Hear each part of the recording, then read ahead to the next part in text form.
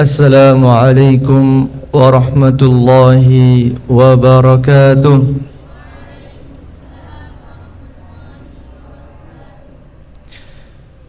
Innal hamdalillah nahmaduhu wa nasta'inuhu wa nastaghfiruh wa natubu ilayhi wa na'udzu billahi min shururi anfusina wa min sayyiati a'malina.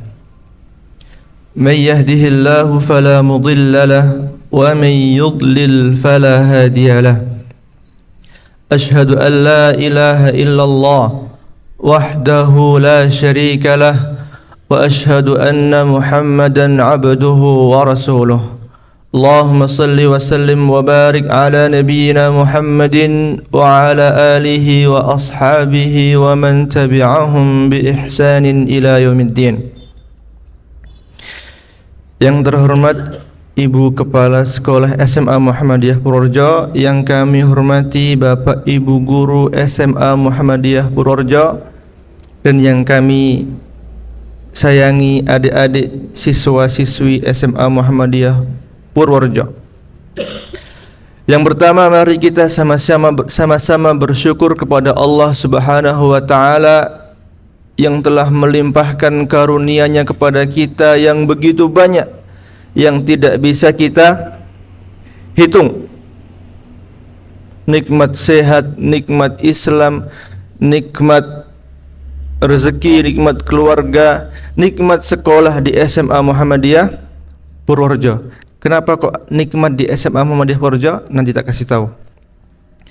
Yang kedua, salawat serta salam kita sanjungkan, kita curahkan kepada manusia terbaik, teladan kita Rasulullah Muhammad sallallahu alaihi wasallam beserta keluarganya, para sahabatnya, dan semua umatnya yang mengikuti petunjuk-petunjuk beliau. Baik, adik-adik, Bapak Ibu rahimakumullah. Ini khusus untuk adik-adik. Kenapa kok saya bilang tadi nikmat di SMA Muhammadiyah Purworejo itu sekolah yang nikmat? Kenapa? Karena mulai tahun ini, tahun ajaran ini, insyaallah SMA Muhammadiyah Purworejo akan menjalankan program tahfidz. Adik-adik sekalian akan diajak, dilatih untuk menghafal Al-Quran. Tadi Mbak Fatia sudah memberi contoh, sudah berhasil menghafal satu surah dari juz 30 surah apa? An-Naba. Maka kalau satu surah tadi sudah lancar, saya yakin surah-surah berikutnya insyaallah lancar. Tinggal apa? Lakukan usaha seperti usaha dulu ketika menghafal An-Naba. Usaha itu dilakukan di surah An-Nazi'at sampai An-Nas, kemudian pindah Al-Baqarah, Ali Imran, seterusnya. Insyaallah bisa. Tinggal apa? Kesabarannya dipertahankan. Dan kalau ada satu anak yang bisa, maka semua anak insyaallah bisa.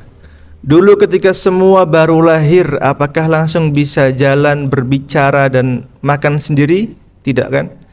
Tapi ketika berlatih semua bisa. Maka semuanya insyaallah bisa. Tinggal berlatih. Dan macam-macam latihannya atau usahanya beda-beda. Ada yang berlatih jalan 2 hari langsung bisa. Maka sama, ada yang menghafal 2 hari langsung hafal. Ada yang perlu 3 hari. Ada yang perlu 4 hari. Tapi insyaallah bisa. Dan Allah sendiri telah menjanjikan di surah Al-Quran, di surah Al-Qamar, diulang 4 kali Allah berfirman, walaqad yassarnal qur'ana lidzikri fahal mim muddakir. Dan sungguh telah kami mudahkan Al-Qur'an untuk pelajaran. Di antara yang dimaksud dengan pelajaran adalah dihafal. Maka adakah orang yang mau mengambil pelajaran? Itu sampai Allah ulang berapa kali? 4 kali. Di surah apa? Al-Qamar ayat 17, ayat 22, ayat 32, dan ayat 40. Sekarang kalau saya tanya, kalian percaya enggak sama firman Allah, sama ayat Allah? Percaya enggak? Percaya. Kalau kita enggak percaya, bahaya. Kita bisa keluar dari agama ini dengan tidak sadar. Kita percaya Tapi meskipun dibilang mudah, itu perlu latihan. Bapak-bapak sopir itu mengatakan nyopir mobil itu mudah, enak. Bahkan kalau metik bisa angkat kaki satu begitu. Bisa tangan satu. Mudah. Tapi apakah langsung bisa? Perlu latihan.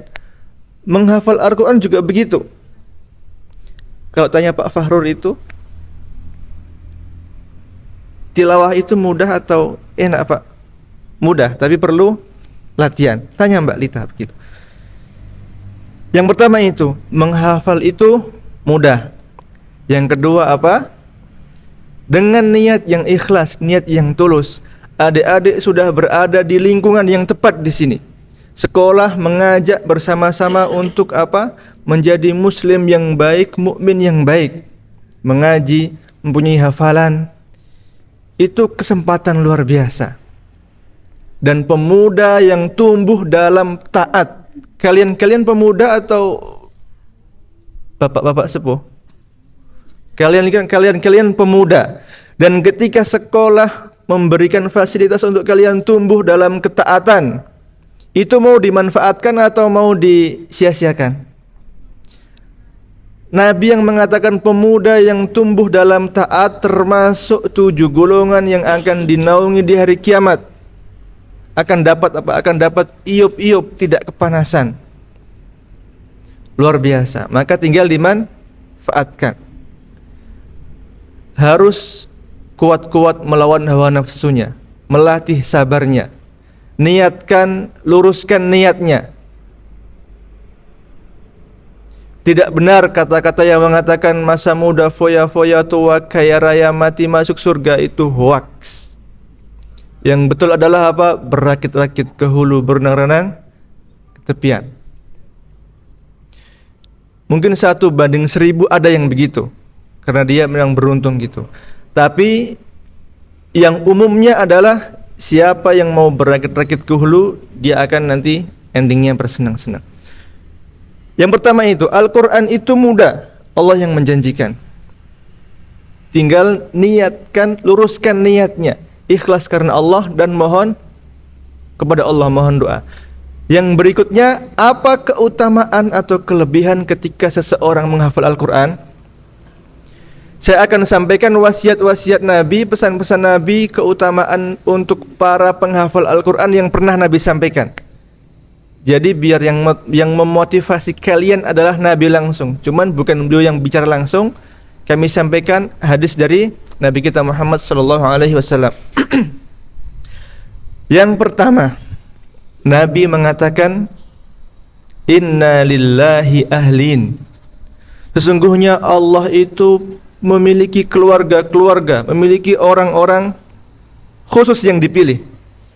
Maka ketika Nabi mengatakan begitu, para sahabat bertanya, Man hum ya Rasulullah? Siapakah mereka wahai Rasulullah? Siapa kira-kira? Nabi mengatakan, Hum ahlul Quran. Mereka itu para ahli Al-Quran. Jadi ahlul Quran, ahli Al-Quran itu orang-orang yang Allah pilih. Orang yang bisa menghafal Al-Quran itu orang yang Allah pilih. Maka kita kalau ada kesempatan untuk ikut masuk ke situ, bismillah, masuk, berusaha.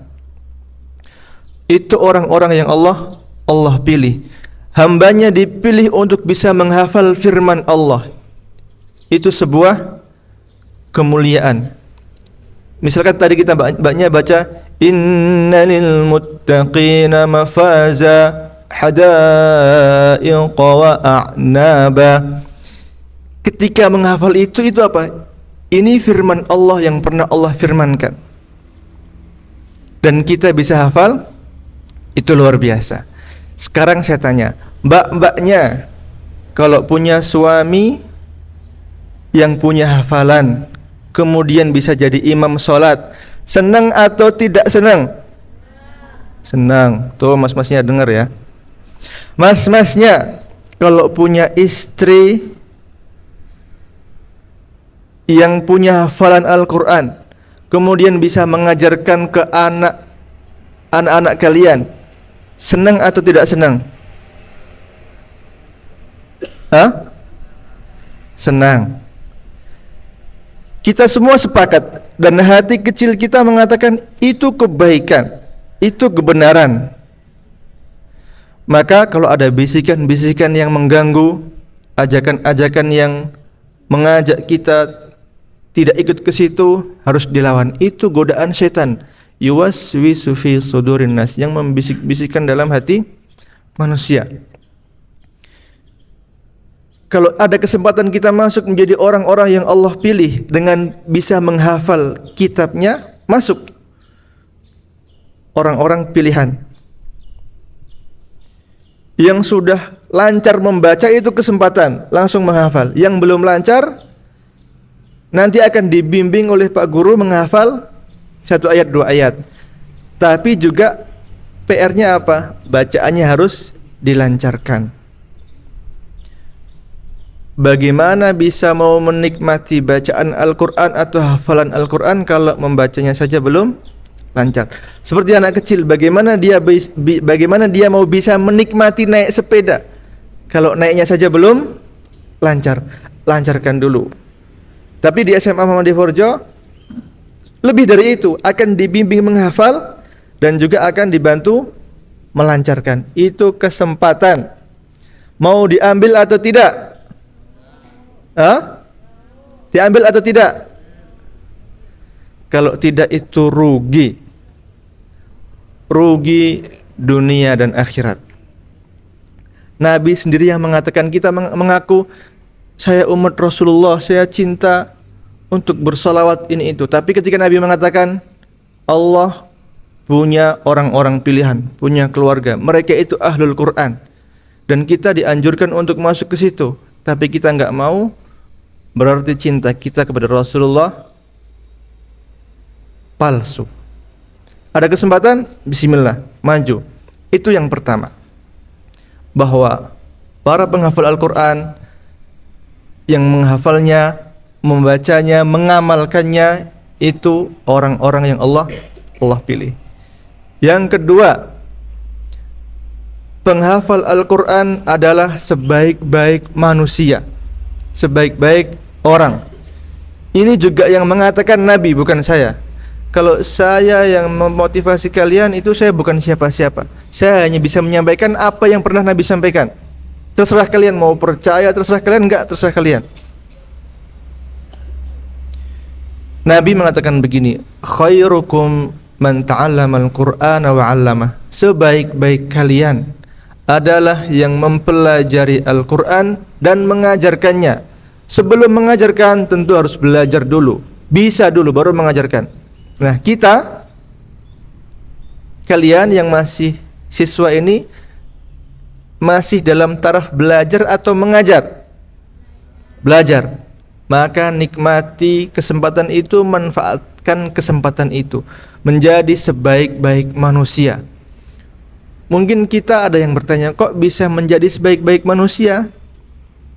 Logika simpelnya begini, ketika seseorang menghafal Al-Quran, dia punya hafalan, tentu hafalannya akan menghiasi perilakunya, menghiasi akhlaknya. Dia akan menjaga kewajiban-kewajibannya. Maka dia akan menjadi sebaik-baik manusia. Tidaklah keluar dari mulutnya kecuali omongan yang baik-baik. Begitu. Jangan sampai kita menjadi generasi yang kalau berdiri bergoyang, berdiri bernyanyi, duduk bergoyang atau sebagainya. Na'udzubillahi min dzalik. Itu yang kedua.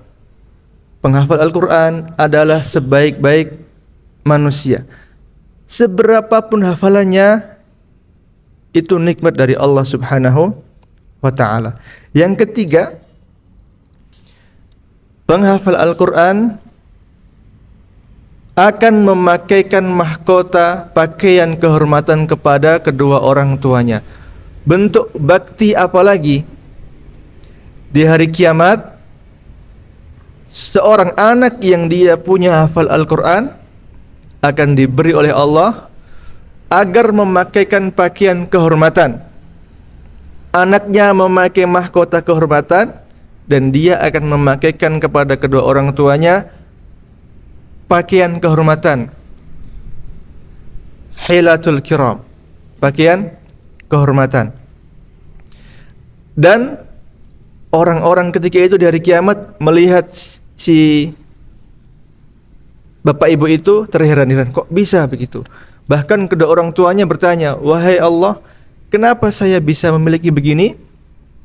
Allah memberi taunya apa? Ini karena anakmu yang apa? Mempelajari Al-Quran, menghafal Al-Quran. Luar biasa.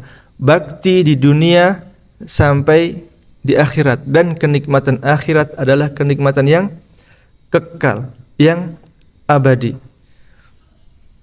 Maka salah satu bentuk wujud bakti kita kepada kedua orang tua adalah apa? Mau menghafal Al-Quran. Itu kebutuhan kita. Kita kalau sholat tentu membaca ayat-ayat Al-Quran, dan itu dari hafalan kita. Maka hafallah dulu dari yang pendek-pendek, kemudian nambah seterusnya, sebagai bakti kepada kedua orang tua kita. Yang keempat, ini khusus untuk laki-laki.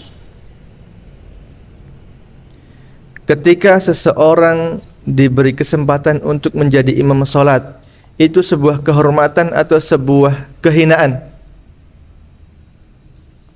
Ya, yang laki-laki. Kehormatan. Dan orang-orang sekarang itu berlomba-lomba mencari kehormatan. Tapi kalau muslim yang baik, mukmin yang baik, bukan itu yang dicari. Yang dicari adalah ridha Allah. Nanti yang lain mengikuti.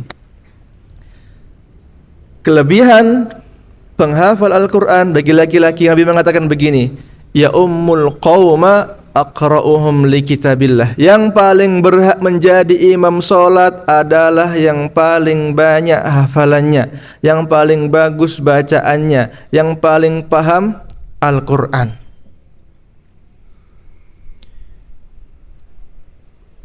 Jadi kalau adik-adik yang putra di sini sudah menghafal Al-Quran, kemudian sudah paham tajwid ini itu, bacaannya sudah bagus, sudah tartil, kemudian menjaga akhlaknya, adabnya, pakaiannya, pergaulannya, kemudian di kampung ada imam sholat yang bacaannya belepotan, aslinya yang lebih berhak jadi imam sholat siapa?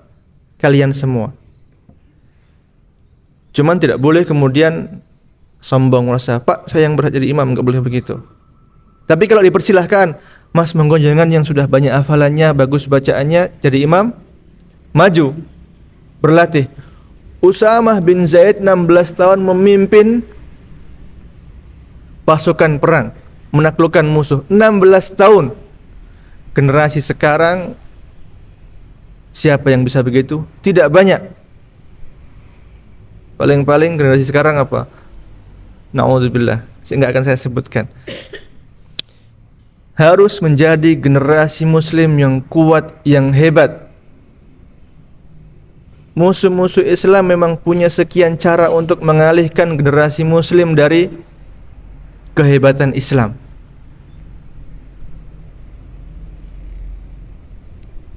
Diajari mereka joget-joget, apalagi ini itu, sampai lupa kepada Al-Quran, kepada wasiat-wasiat Nabi Muhammad SAW. Yang lebih parah adalah kalau dia lebih fasih berjoget, lebih fasih bernyanyi pas ngaji, enggak bisa. Na'udzubillahi min dzalik. Kalian kalau mati minta dibacakan lagu atau Al-Quran?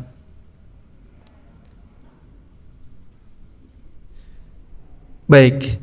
Kalau kalian hafal Al-Quran, seandainya enggak ada yang membacakan Al-Quran pun, nanti Allah yang akan memberikan keutamaan itu. Yang berikutnya, Al-Quran dan puasa akan memberi syafaat kepada pemiliknya di hari kiamat. Ahli puasa dan ahli Al-Quran ketika nanti di akhirat akan memetik hasilnya. Akan meminta kepada Allah, ya Allah, dulu aku telah membuatnya rela haus-hausan di siang hari. Ini puasa. Al-Quran mengatakan, dulu aku telah membuatnya rela meninggalkan kenikmatan tidur untuk sholat. Ini Al-Quran. Maka seandainya ada seorang yang tersesat kemudian dia meninggal di situ dan tidak ada yang menyolati, tidak ada yang mengkafani, atau bahkan kalau sebagian warga kita tidak ada yang membacakan Al-Quran, kalau dia punya hafalan, tidak perlu khawatir, dia punya keutamaan yang sudah ada di dada-dada mereka masing-masing. Nanti Allah yang menjamin, Allah yang menanggung. Yang berikutnya Nabi mengatakan, Al-mahiru bil Qur'an ma'as safaratil kiramil bararah. Orang yang mahir, yang pandai dengan Al-Quran akan bersama para malaikat yang taat. Malaikat itu makhluk Allah yang taat, yang mulia. Mereka semua setiap harinya bertasbih, berzikir. Maka kalau ada manusia yang diberi nafsu, yang kadang bisa jahat, kadang bisa jahat banget, kadang bisa taat, kemudian nanti di akhirat digolongkan bersama para malaikat, itu kenikmatan atau bukan? Kenikmatan. Dan itu janji itu Allah sampaikan melalui nabinya untuk para orang yang ahli Quran, lancar membacanya, bisa menghafalnya, dan mengamalkan apa yang dia hafal. Al-mahiru bil Qur'ani ma'as safaratil kiramil bararah. Orang yang pandai dengan Al-Quran akan bersama dengan para malaikat yang taat. Kehormatan apalagi? Yang berikutnya, kita semua nanti akan kembali ke mana? Ke surga insyaallah. Karena asal muasal kita dari surga. Dulu bapak kita dari surga. Dan seseorang di surga ketika menempati kedudukan yang paling tinggi itu sebuah nikmat. Kita kalau jalan-jalan ke tempat-tempat tinggi itu nikmat atau tidak? Misalkan naik ke Posong, ke Perahu, Bukit Skoter, mana lagi? Sindoro. Itu menikmati pemandangan indah, udara yang segar, sejuk, air jernih, bahkan kalau diminum langsung bisa. Saya pernah ke Kalianggrek sana, saya coba ngetes, karena kebetulan ketika itu haus. Saya langsung minum dari keran air putih. Ternyata kesegarannya mirip dengan air botolan yang dibilang iklannya ada manis-manisnya gitu. Karena masih murni. Air di atas baru muncul itu masih murni. Semakin turun ke bawah mengalir lewat sungai, itu nanti airnya akan apa? Ketemu batu, daun busuk, burung, sampai ke bawah agak kotor. Itu logikanya begitu. Makanya kenapa surga yang paling bagus, yang paling tinggi, yang paling tinggi. Nabi mengatakan, yuqalu li sahibil Qur'an iqra wartaq. Akan dikatakan kepada pemilik Al-Quran, penghafal Al-Quran, bacalah dan naiklah.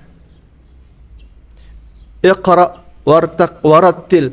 Bacalah dan naiklah dan bacalah terus. Iqra wartaq warattil fa inna manzilataka 'inda akhir ayatin taqra'uha. Karena kedudukanmu di surga adalah sesuai dengan akhir ayat yang bisa kamu baca. Semakin banyak ayat yang bisa dibaca, berarti apa? Kedudukannya semakin tinggi.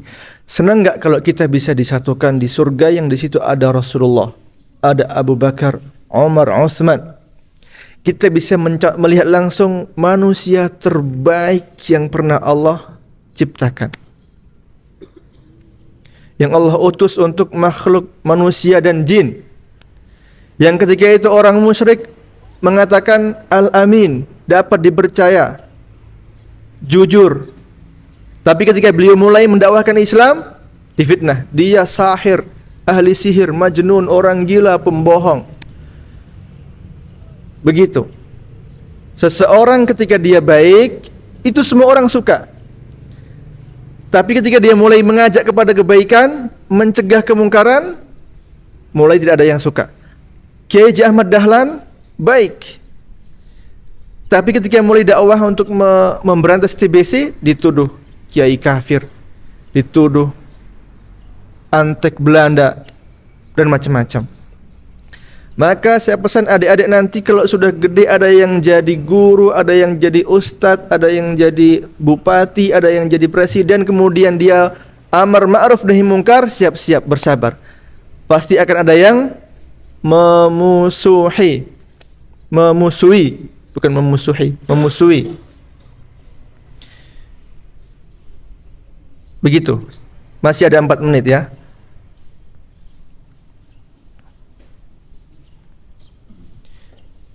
Yang terakhir, kita kalau iri kepada manusia boleh atau tidak? Boleh atau tidak? Secara umum, iri itu tidak boleh. Tidak boleh iri. Karena yang dimaksud dengan iri itu apa? Melihat seseorang punya nikmat baru, kemudian dia berharap kenikmatan itu lenyap darinya.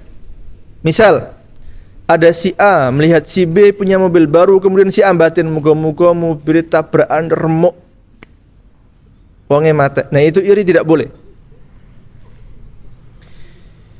Tidak boleh begitu. Makanya di surah Al-Falaq kita berlindung dari orang yang iri. Wa min syarri hasidin idza hasad. Termasuk wasiat para ulama adalah agar terhindar dari orang yang iri, itu ketika punya nikmat jangan dipamer-pamerkan, karena kadang ada pandangan mata yang menyebabkan ain. Misal punya anak kecil gitu, tidak perlu kemudian dipamer-pamerkan fotonya dan sebagainya. Makanya kalau orang Jawa dulu kadang memanggil putranya itu meskipun dia ganteng dipanggil apa? Oh, jelek gitu, padahal anaknya ganteng. Tapi kalau Islam menganjurkan jangan dipanggil dengan panggilan yang buruk. Tapi apa? Lindungi dengan doa, kemudian fotonya tidak perlu dipamer-pamerkan, cukup disimpan. Kemudian kalau dipuji berdoa, Allahumma la tu'akhidni bima yaqulun. Ya Allah, janganlah Engkau hukum aku dengan apa yang mereka katakan. Waghfirli mimma la ya'lamun, dan ampunilah aku atas atas ketidaktahuan mereka. Waj'alni khairan mimma yadhunnun, jadikanlah aku lebih baik dari apa yang mereka kira. Hasad tidak boleh, iri tidak boleh, kecuali kepada 2 orang. Tapi iri ini iri yang baik, yaitu iri yang tidak menginginkan kenikmatan itu hilang darinya. Atau disebutnya apa? Ghibtah. Jadi misal si A lihat si B, oh si B sudah punya hafalan 1 juz. Seperti saya harus ingin seperti si B. Fastabiqul khairat, berlomba-lomba dalam kebaikan. Iri yang boleh adalah kepada 2 hal. Orang yang memiliki harta dan dia menyedekahkan siang dan malam, dan orang yang memiliki hafalan Al-Quran dan dia membacanya siang dan malam. Siang dia mengulang hafalannya entah setelah sholat ataupun kapan, dan malam dia gunakan untuk salat. Inna Qur'an al-fajri kana mashhuda. Kepada kedua orang ini kita boleh iri, karena memang keutamaannya luar biasa. Itu yang dapat kami sampaikan pada hari ini. Maka mari kesempatan ini adik-adik ambil, berlatih menghafal Al-Quran. Agar apa? Bisa termasuk menjadi orang-orang yang Allah pilih, menjadi sebaik-baik manusia, punya kesempatan nanti bisa di surga yang paling tinggi sesuai banyak hafalan ayat yang dimiliki. Kemudian yang laki-laki paling berhak menjadi imam salat, paling minimal imam keluarga. Tadi Mbak Mayu sudah mengatakan senang kalau punya suami yang bisa menjadi imam sholat. Berarti kalau laki-laki nggak bisa jadi imam sholat, nggak akan disenangi mbak-mbak. Itu bonus saja, itu bonus. Tapi yang kita cari bukan itu. Ridha Allah Subhanahu wa ta'ala. Kita semua akan meninggal. Saya akan meninggal. Bisa saya duluan, bisa kalian duluan. Siapa yang mau duluan? Hah? Siapapun yang duluan, saya doakan semoga Allah mengampuni dosanya, menerima semua amal ibadahnya. Tapi sebelum ke situ, kalau kita punya kesempatan untuk memperbanyak bekal, kemudian memperbaik bekal itu, mau diambil atau tidak? Diambil. Maka silahkan manfaatkan kesempatan yang SMA Muhammadiyah berikan. Tidak banyak SMA yang punya hafalan. Dulu Mbak Fatia menghafalnya di mana, An-Naba? Di SD. Kelebihan punya hafalan Al-Quran adalah Mbak Fatia, misalkan Mbak Fatia ya, dia di jalan begitu, kemudian ada murattal terputar, dia tahu oh ini surah ini, dia berbicara tentang ini. Jadi apa? Langsung nyambung dengan firman Allah. Jangan sampai umat muslim nyambungnya hanya ketika lagu diputar langsung dia bilang apa? Sekop. Na'udzubillahi min dzalik. Harusnya nyambungnya kalau diputar ayat langsung, oh ini ayat tentang mengabarkan kehidupan surga, ini tentang ancaman neraka dan sebagainya. Karena umat muslim yang baik, Nabi mengatakan begini, min husni islamil mar'i tarkuhu ma la ya'nihi. Di antara tanda kebaikan keislaman seseorang adalah apa? Meninggalkan semua perkara yang tidak bermanfaat baginya. Maka silakan ambil yang bermanfaat, tinggalkan yang tidak bermanfaat. Silakan kalian pilih. Demikian, semoga bermanfaat. Wassallallahu ala nabiyyina Muhammadin walhamdulillahi rabbil alamin. Assalamualaikum warahmatullahi wabarakatuh.